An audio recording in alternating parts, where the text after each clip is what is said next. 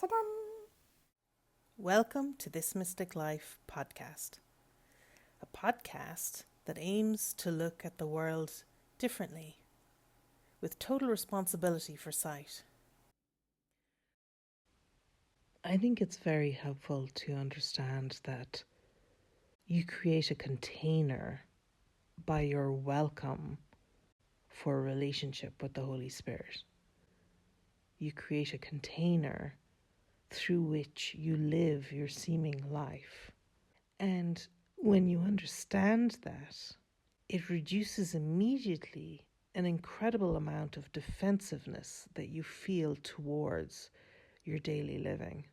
And if you can incorporate your experience of, if you're a student of A Course in Miracles, the lesson you're on, the chapter you're reading, or the forgiveness opportunity that you're embracing, in every moment as you wash the dishes, as you put in the laundry, as you drive to your job, as you pick up your kids from school, as you cook the dinner, if you can involve that sense of contemplation and welcome it through every moment of your life, you'll begin to be able to focus the mind in a way that instead of being hypervigilant against the ego and fear and outcomes inform and attack, instead of wasting our focus and energy on that need for defense against, we bring our focus sublimely into presence and welcome for the vision of the Holy Spirit. And that's when you come into a very alive and lit experience of what A Course in Miracles teaches us in the very first few lessons, which are wonderful to repeat, lessons 1 to 20, just to keep that reorientation of what this is. This is a course in mind training that aims to withdraw the meaning you have invested in the world, to cleanse it of that perspective of fear and to shine it into the Holy Spirit's use for everything, which is forgiveness. And suddenly everything has a sparkle and a shine about it. And this attention that you give may at times not seem to come easily. It may seem to involve, at the beginning, some sense of concentration. But this transfer of training is really what the workbook of A Course in Miracles, in its beautiful subliminal teaching, is aiming to invite you into. And it's important to step away from the book and to be living A Course in Miracles, to be living this experience of being done through, to notice the tension, the routines, and the repeat patterns that keep us conforming to an alien will that is not our own. And your will and God's are one. So you are not yielding to another. That is the absolute beauty of the teaching of A Course in Miracles. You are embracing the highest will that is yours with the most beneficent viewpoint on what is truly helpful for yourself and everyone around you. And in doing that, there's an incredible relief and restoration to certainty that all is well, that everything is forgiven. And so I thought I'd talk a little about that now, what that is, that welcome, and how we create that container.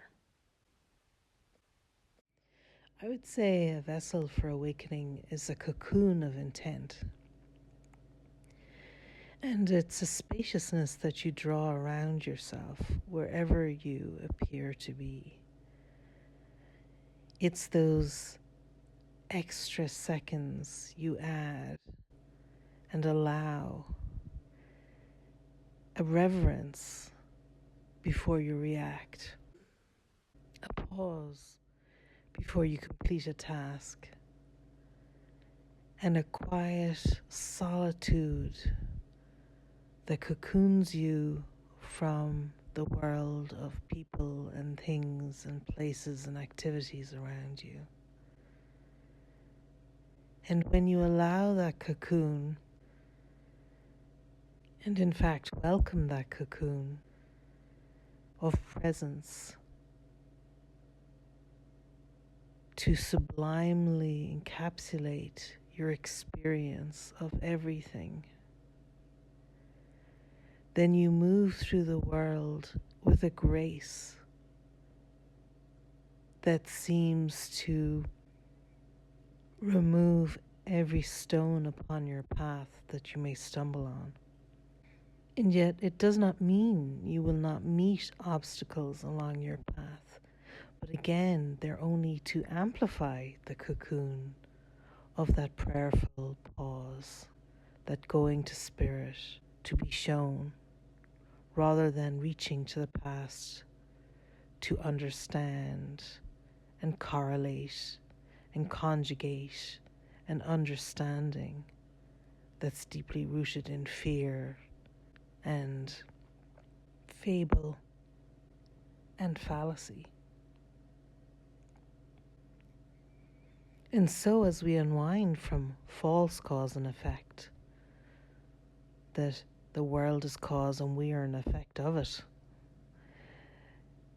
we come into a state of invulnerability in the mind, which truly accepts and understands and witnesses to the fact that we are under no laws but God's. And when we do that, when we give ourselves that spaciousness, that cocoon, it comes by our welcome. It does not wait on time. It definitely does not wait on circumstances. There is no better time. There is no better moment than now to incorporate this experience into your life. It really is a sense of expansiveness. When you lean into the moment and out of the perception of time, time seems to expand. And suddenly, through the power of prayer, there is an ease and a flow that comes.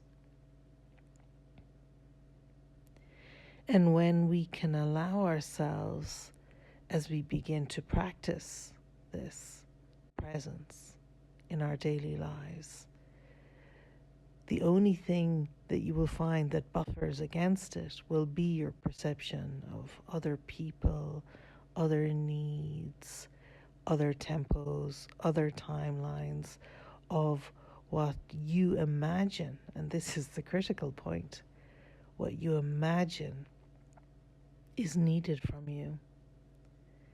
And that's where the healing in mind comes in, because the forgiveness opportunity is seeing that you have put in place all those conditions that are fearful. You have imagined into being all of those requirements to reinforce the self-concept that you experience yourself to be and feel safe being. Even if you don't like it, you feel safe being that self-concept, that persona, that mask, that person, that role in your family, that role in your society. Oh, he's a really good guy.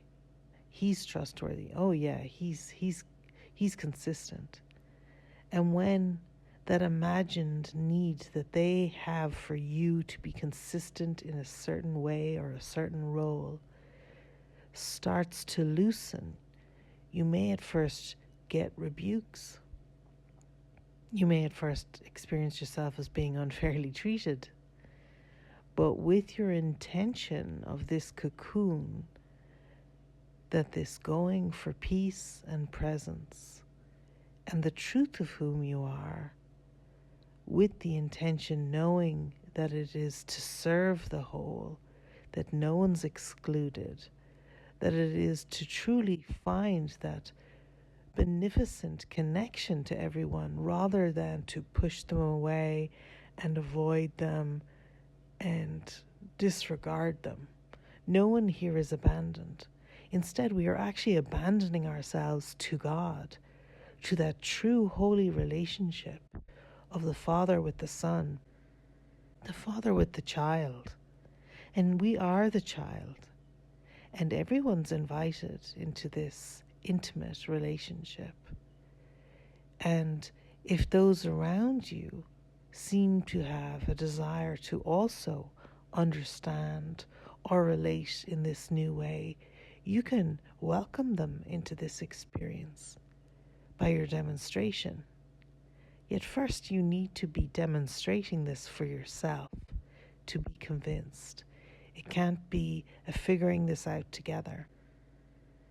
It appears one must go first into the experience, and then by your demonstration of certainty in the truth of who you are, that is, placing a wedge and making way, like Moses opening the Red Sea and parting the waves, you are making way where it appears there is no way, for spaciousness and presence and prayer, and a scintillating experience of being beloved.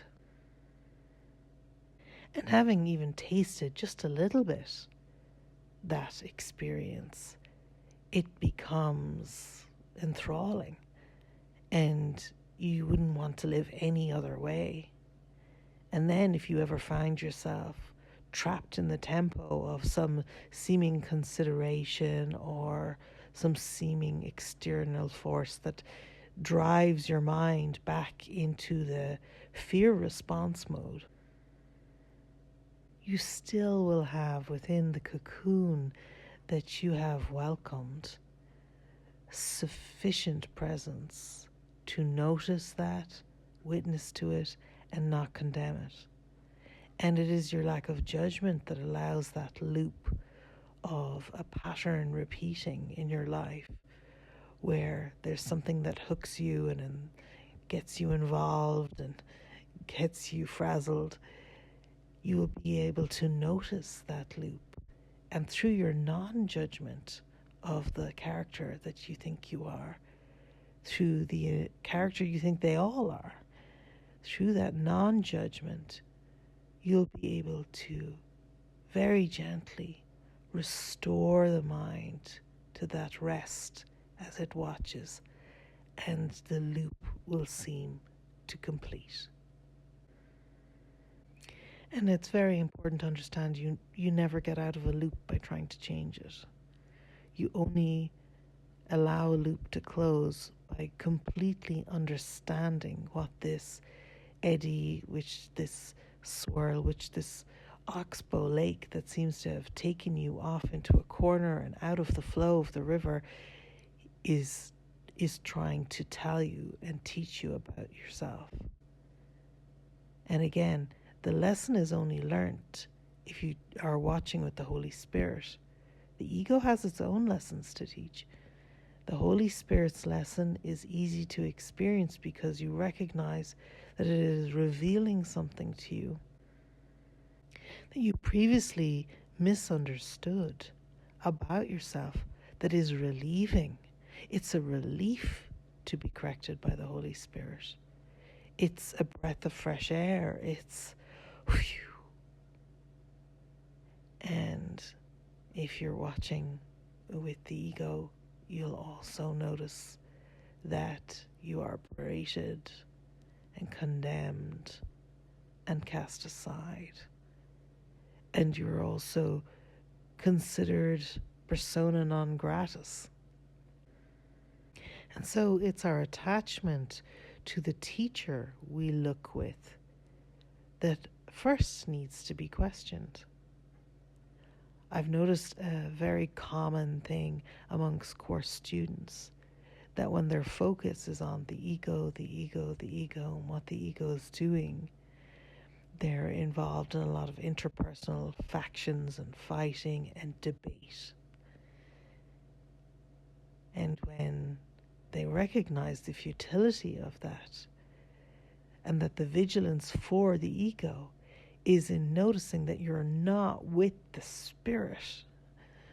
The vigilance against the ego is noticing, oh, I'm not with the spirit, and that you must adroitly, directly turn your attention towards the spirit, and do only that of the course, and there rest and listen and watch the interplay of the drama and the debate and the debacle that you were previously involved in because you thought you had to fight the ego.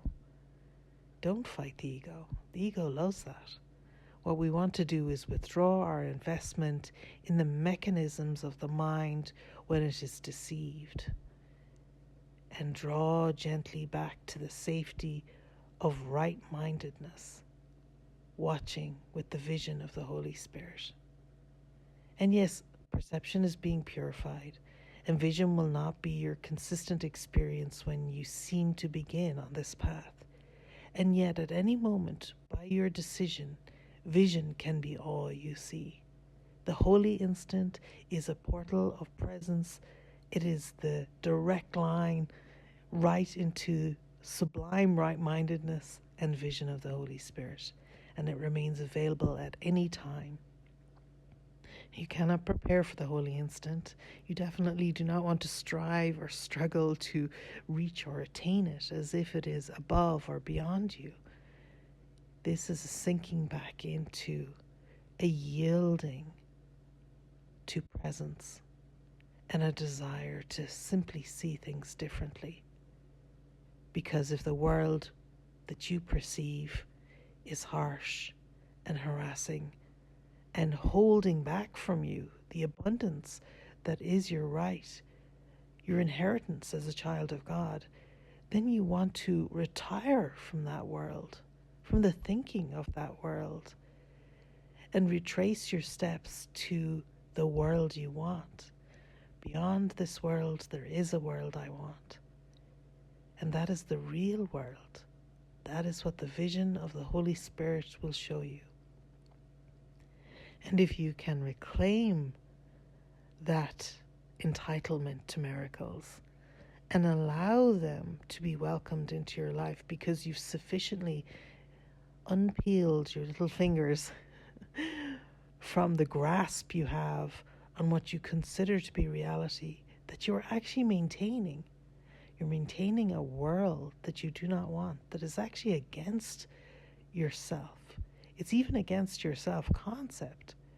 But because it reinforces it sufficiently to maintain an identity that you feel familiar with, I wouldn't even say comfortable with, then you have a tight little grasp on it.